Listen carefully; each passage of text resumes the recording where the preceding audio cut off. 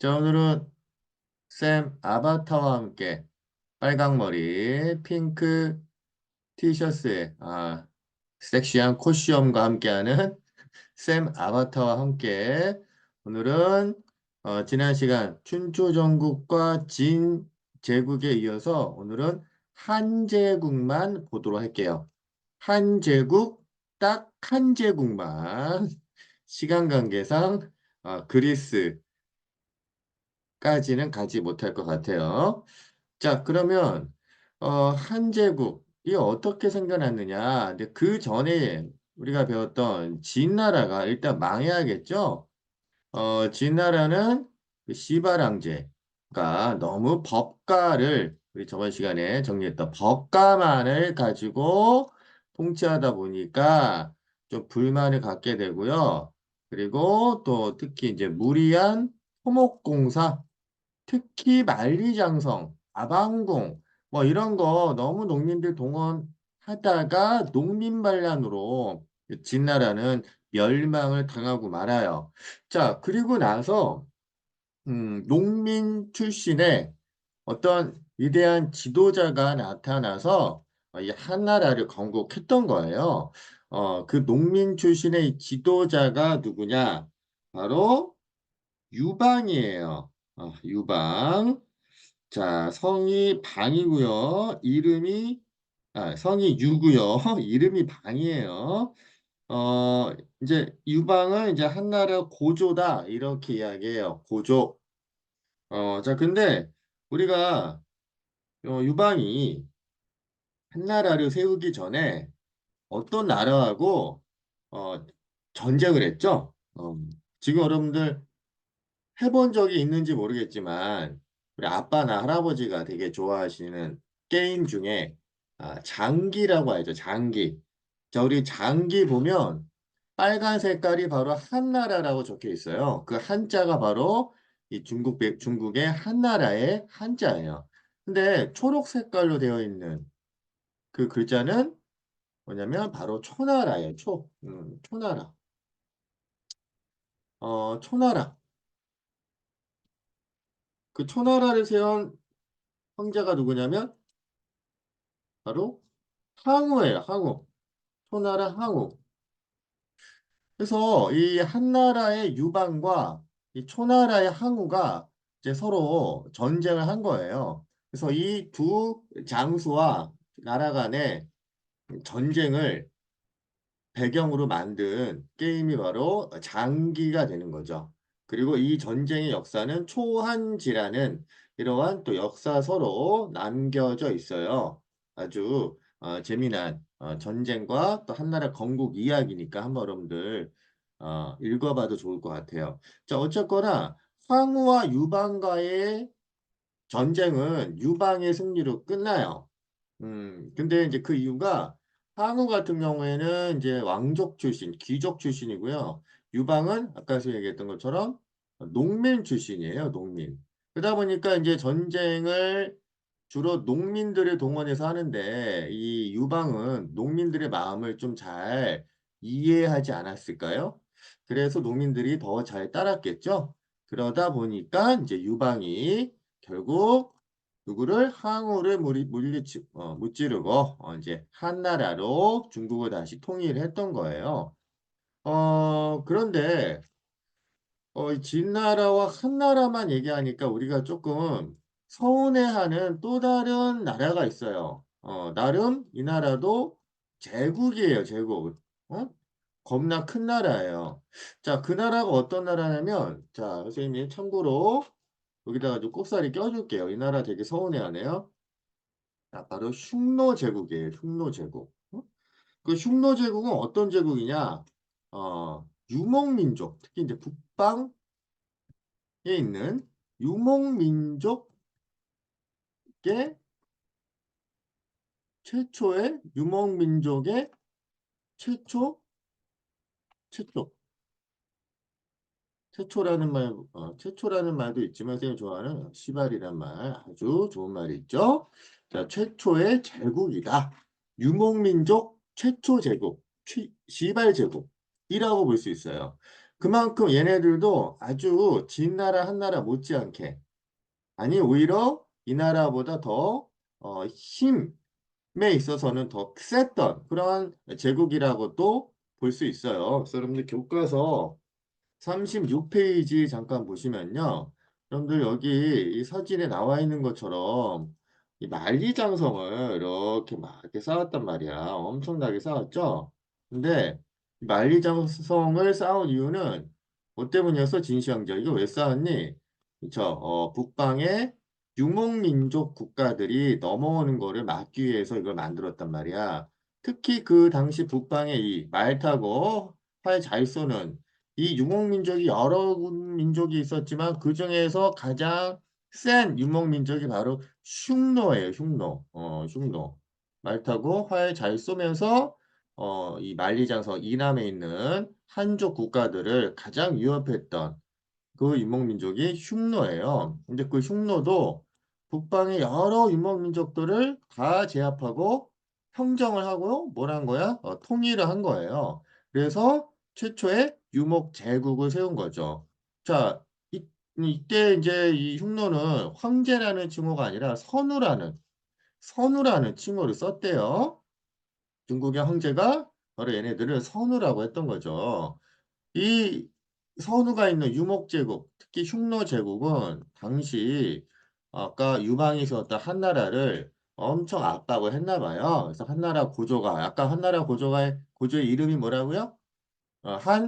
한유방이에요. 그래서 유방이 이 흉노제국과 한판 떴는데 누가 이겼대? 흉노가 어, 이기고 한 고조 유방은 패한 거예요.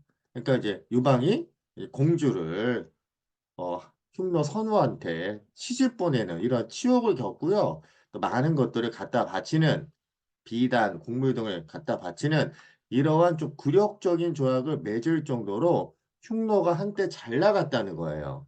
자, 그런데 이 결국 이 흉노를 혼내줬던 이 한나라의 어떤 수치심이 안겨졌던 치욕이 안겨졌던 흉노 제국을 혼낸 그 한나라의 또 유명한 황제가 있어요. 아주 무식한 황제, 싸움 잘하는 황제, 한무제예요. 그래서 결국 이제 한무제 때 흉노가 공격을 당해서 그리고 약화되고 분열되고 말하지만은 어쨌거나 진나라와 한나라 그 시기에 북방에는 거대한 흉노 제국이 있었다라는 거를 여러분들이 일단 기억하고 가셔야 될 것 같아요.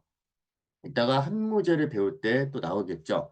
자, 근데 이제 한무제 가기 전에 유방에 대해서 좀 볼게요. 고조, 유방. 자, 이 한나라 고조 유방은 아주 좀 특이한 제도를 하네요. 그게 바로 이제 군국제라는 거예요. 군국제.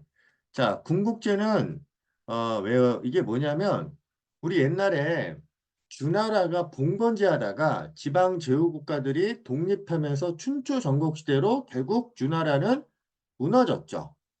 봉건제가 문제가 있구나라고 생각을 했는지 진나라는 시황제가 안 되겠다. 각 지방을 군과 현으로 나눠서 그 지방에 황제 관리를 보내서 각 지방까지 통제하는 그러한 체제를 만들어야겠다 해서 한 게 군현제였잖아요.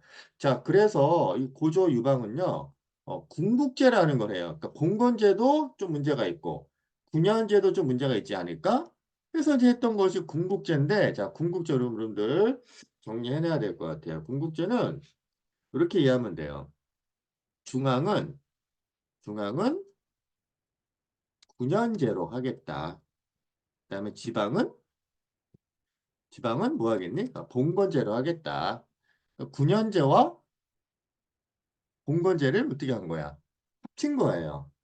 그 중앙 수도 지역은 왕이 직접 군과 현을 나누고 관리를 보내서 통제하지만 너무 먼 지역까지는 일일이 다 보낼 수가 없단 말이야. 그 왕의 우리 페르시아, 아케메네스 페르시아 다리우스처럼 왕의 눈과 귀를 다 보낼 수가 없는 거예요. 왕의 눈과 귀가 많지 않잖아요. 자, 그러다 보니까 지방은 그냥 제후 임명해서 봉건제로 다스렸단 말이야. 이게 바로 군국제고요. 그 군국제를 누가 했다? 유방이 했다. 이렇게 이거 하나 알아두세요. 자, 근데 시간이 지나면서 드디어 이제 무제라는 황제가 이제 등장하네요. 무제. 여러분들 무제는 한나라와 관련된 시험 문제가 만일에 나온다면 100% 나오는 황제예요. 무제. 무제. 별표예요. 별표 한 3개. 써놓으세요. 자, 이 무제는 일단 이름부터가 무제예요. 뭘 잘했다는 얘기야. 싸움을 잘했다는 얘기야.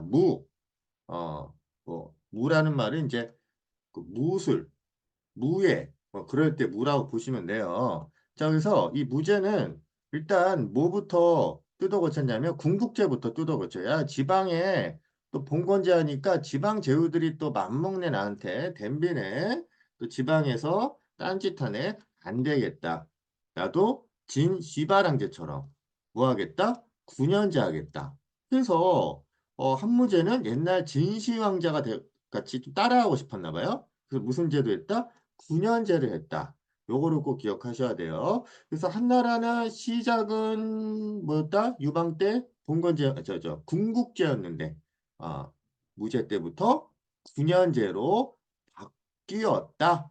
그만큼 무제는 더욱더 강력한 중앙 집권적인 그런 9년제가 더 좋다고 생각했던 거예요. 자, 그리고 이제 무제 때 영토를 무지막지하게 드디어 확장을 해 가는데, 자, 근데 이제 안타깝게도 한무제가 영토를 확장하면서 우리나라의 최초의 국가, 우리나라 시발 국가였던 어느 나라가 이때 한무제에 의해서 멸망을 당했을까요? 여러분들 우리 한국사 안 배워도 기본적으로 알고 있잖아요. 우리의 할아버지는 누구예요?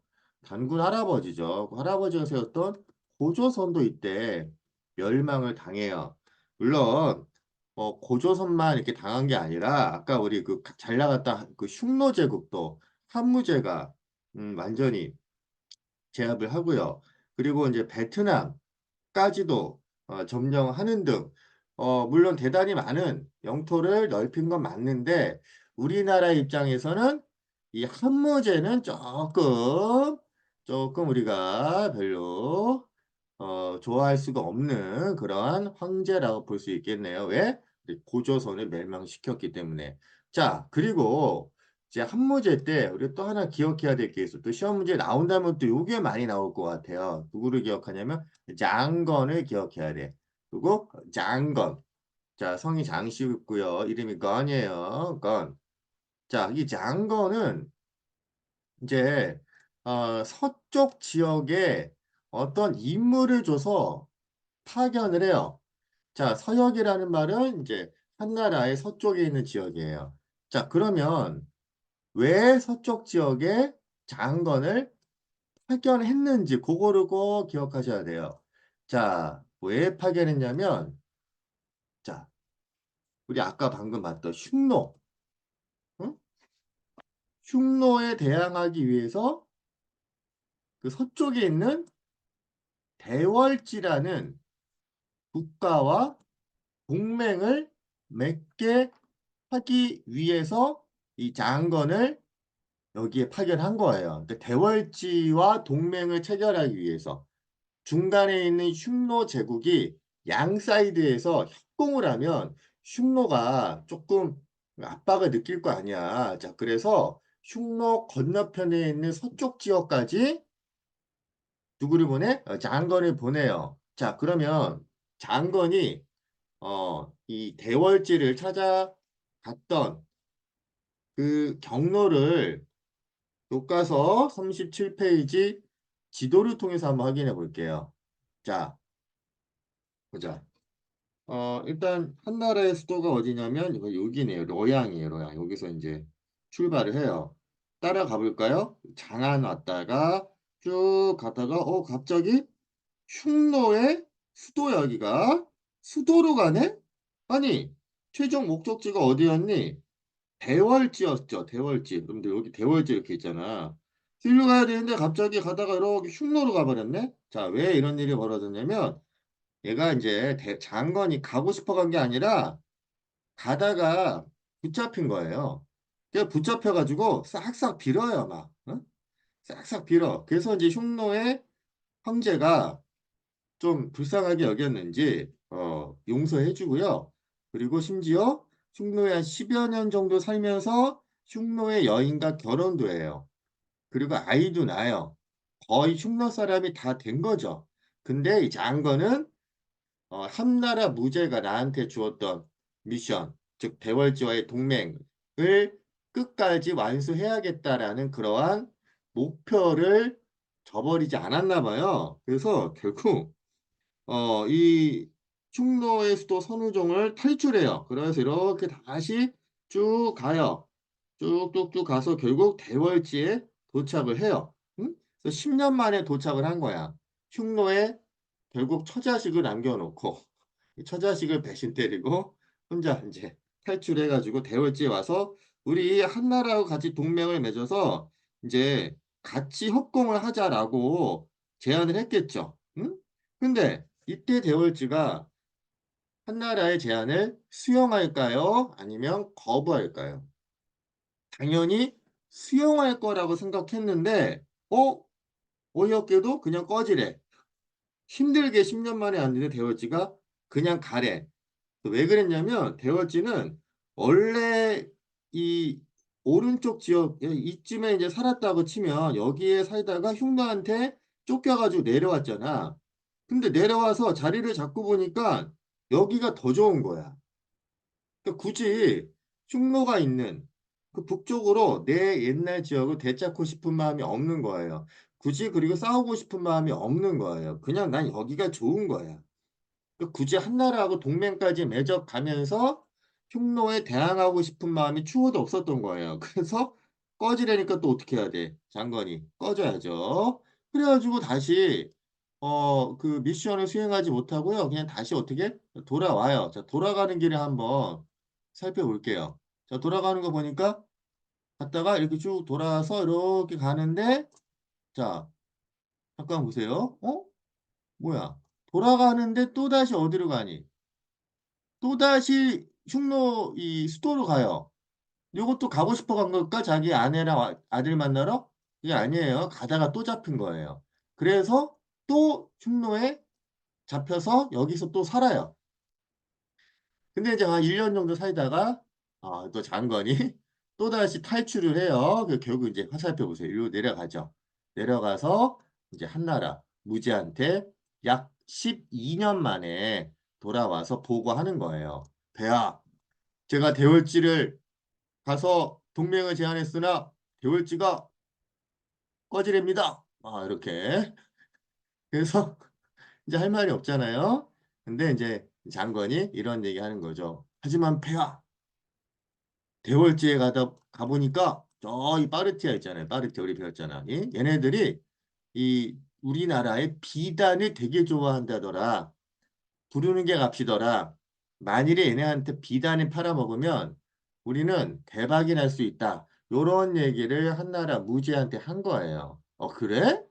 그러면 안 되겠다. 너 갔던 길, 길은 제가 이제 확실하게 알아뒀습니다.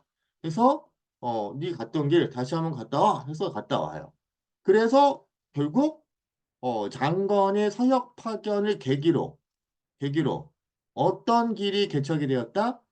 비단길이 개척되었다. 그렇게 여러분들이 요 비단길 개척의 배경 알아두시면 돼요. 그래서 여러분 그 밑에 교과서에도요. 이 얘기가 나와 있죠. 한나라 무제가 흉노 정벌하기 위해서 대월지와 군사 동맹을 맺게 하기 위해서 장건을 보냈지만 일단은 실패했어요. 하지만 서역 각국에 대한 자세한 사정이 그러니까 서쪽 지역에 있는 아까 파르티아라든지 뭐 다른 뭐 대월지라든지 다른 여러 나라들에 대한 사정이 중국에 알려짐과 동시에 무슨 길 확보?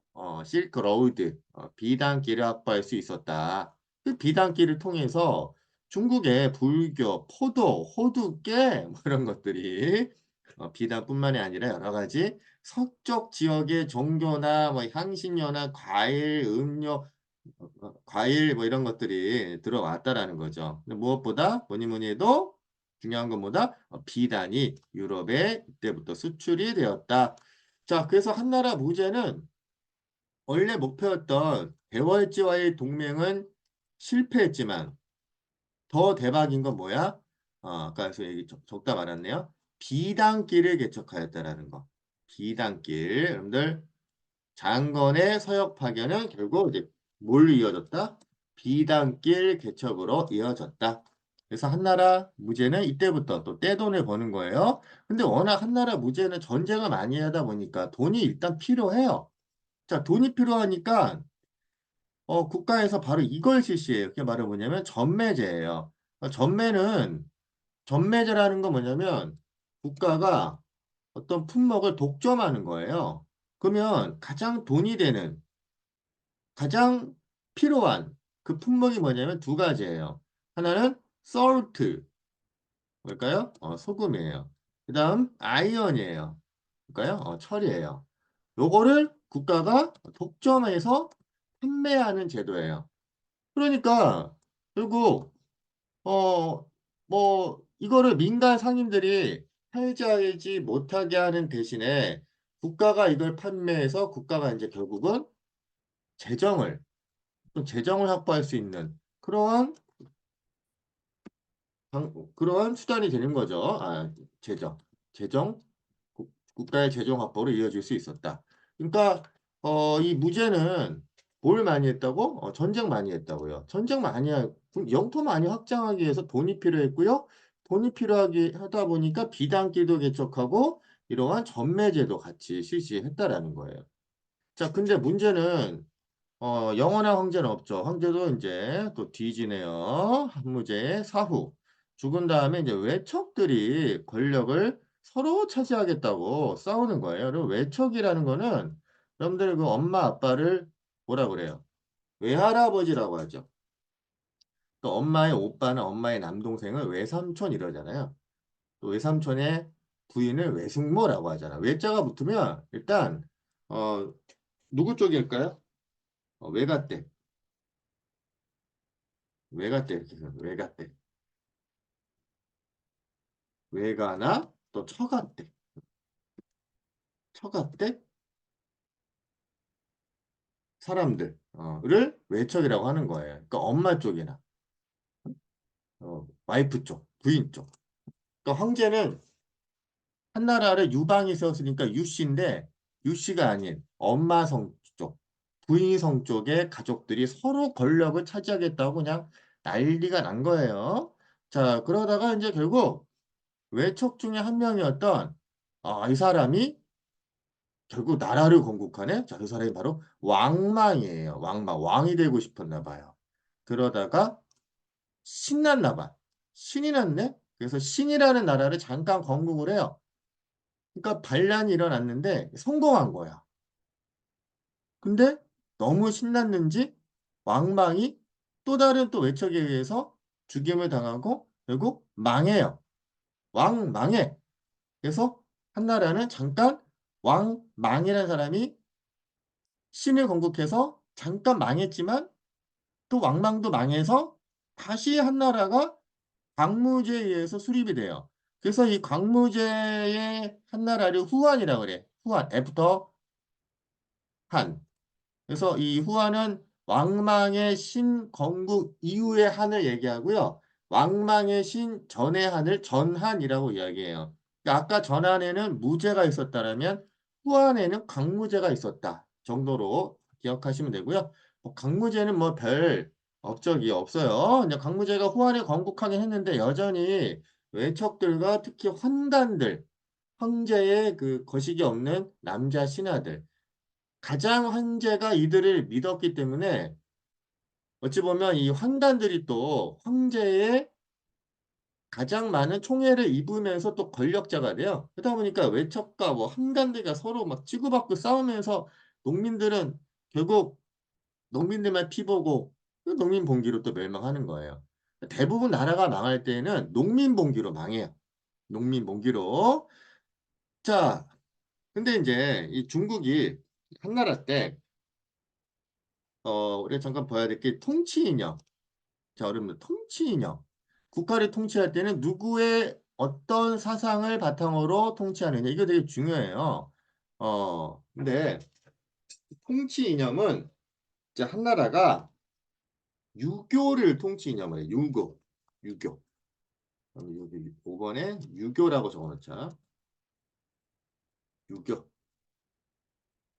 자, 유교를 통치 이념을 하는데 유교는 공자님, 맹자님, 순자님의 말씀이잖아. 근데 이 유교의 여러 책들이 우리 예전에 진나라 시황 때 시바랑제가 어떻게 했니? 분서갱유로 그렇죠. 다 불태워버렸죠. 그 책이 많이 남지가 않은 거예요. 그래서 남아있는 책이라도 공자님이 무슨 말씀을 하셨는지 한번 뜻을 해석해 보자라는 훈고학이 발달해요. 여러분, 훈고학. 훈구학은 이렇게 기억하면 돼. 유교 경전을 해석만 하는 거예요. 가장 올바른 해석을 한 다음에 그거를 이해하는 그런 차원의 학문을 훈구학이라고 하는 거예요. 자, 어쨌든 한나라는 유학을 중시했구나. 또 유교 경전을 해석하는 훈구학 위주로 유학이 발달했구나. 이렇게 이해하시고요. 자, 그 다음에 또 한나라 역사를 되게 중시했네요. 자, 역사의 여러 책들 중에서 요거 하나 기억하자. 사기라는 책이 있어. 사기. 역사를 기록했다. 사기예요. 뭐 사기책이 아니에요. 구라가 아니에요. 자, 사기는 이제 누가 썼냐면 사마천이라는 사람이 써요. 사마천. 자, 이 사마천. 아, 이분도 상당히 훌륭하신 분이에요. 여러분들, 이 스마천 이분에 대해서 한번 잠깐 볼 텐데 훌륭한데 정말 좀 안타까우신 분이에요. 자, 이분 교과서 38페이지 보실게요, 여러분들. 아, 이분이에요. 조금 마음이 좀 짠하네요. 이분 막 얼굴이 좀 많이 좀 안 돼 보이죠? 아, 사기라는 책을 남기신 분이에요. 근데 이제 사마천이 어떤 일을 겪었냐면 여기 보세요. 한나라 무제 때 편찬한 책이야. 한나라 무제. 무제가 별거 다 한 거야. 자, 근데 이 사마천이 이 아저씨가 흉노한테 친구 한 명이 장군이었는데 투항을 했나 봐. 전쟁에 지면 투항할 수 있잖아. 근데 이 친구를 변호한 거야. 걔가 그럴 애가 아닌데 뭐 사정이 있었겠죠. 라는 식으로 변호를 하다가 이 무죄가 빡친 거예요. 왕이 왕뚜껑 열린 거예요. 그래서 궁형을 궁형에 처했대요. 궁형. 궁형이 무슨 형벌이냐면 정말 끔찍한 형벌인데 이 남자의 중요한 부위를 사정없이 자르는 거예요. 자, 보통 이렇게 잘리면 너무 수치스러워가지고요. 자결을 하는 게 보통인데, 아, 사마천은, 그냥 잘려요. 그리고 자결 안 해요. 그러면 사마천이 정말 살고 싶어서 이 치욕을 겪고 살았느냐? 그게 아니에요. 왜 그랬냐면 사마천은 바로 이 사기를 완성하기 위해서 목숨을 부궐한 거예요. 그래서 거시기를 잘린 다음에 감옥에서 약 10여 년의 노력 끝에 이 책을 집필한 거죠. 사실은 처음부터 쓴 게 아니라 아버지가 이 책을 쓰다가 아버지가 돌아가시면서 아들한테 이거를 꼭 완성해달라고 유언을 남기신 거야. 그러니까 사마천이 아버지의 그 유언을 이거 저버릴 수 없잖아요. 그래서 아버지의 이 유언을 따라서 난 끝까지 내가 살아서 책을 완성해야겠다 해서 궁형을 당한 이후에 사기를 완성해요. 자, 그럼 130건의 사기를 이 역사 기록을 그러니까 한나라 이전에 수많은 국가도 우리가 지금까지 배웠잖아요. 이게 다 사기라는 책에 남겨져 있는 거예요. 그러면 이 사기를 완성한 다음에 사마천은 어떻게 했을까요? 그때 자결을 해요. 그걸 보면 사마천이 정말 살기 위해서 궁형을 당한 것이 아니라 사기라는 책을 완성하기 위해서 궁형을 당한 것이구나 라고 생각할 수 있는 거죠. 자, 그럼 이 사기라는 역사책은 중국을 대표하는 역사책인데 주로 이제 인물들 중심으로 수많은 영웅들 중심으로 이 책을 아주 실감나게 쓴 거예요. 그래서 여러분 우리나라의 삼국사기 들어봤죠? 이것도 이 사마천의 사기를 본따 가지고 만든 책이에요. 자, 그래서 우리 사마천의 사기까지 살펴봤어요. 누가 썼다고요? 다시 한번 적어두자. 사마천이 썼다고요. 사마천. 자, 그러면 이런 역사책을 쓰려면 종이가 필요한데 한나라 때 제지술, 종이 만드는 기술도 발전했고요. 불교, 인도에서 아까 장건이 서쪽 지방에 갔다가 올 때 불교도 안내하고 막 했을 거 아니에요. 그 불교도 이때 한나라 때 도입이 되었다. 이거는 아까 장건의 비단계 개척과 관련이 있다. 이렇게 보시면 돼요. 자, 그래서 오늘 여러 가지 한나라에 대해서 살펴봤는데 오늘 한나라 여기까지 하고 일단 마무리할게요.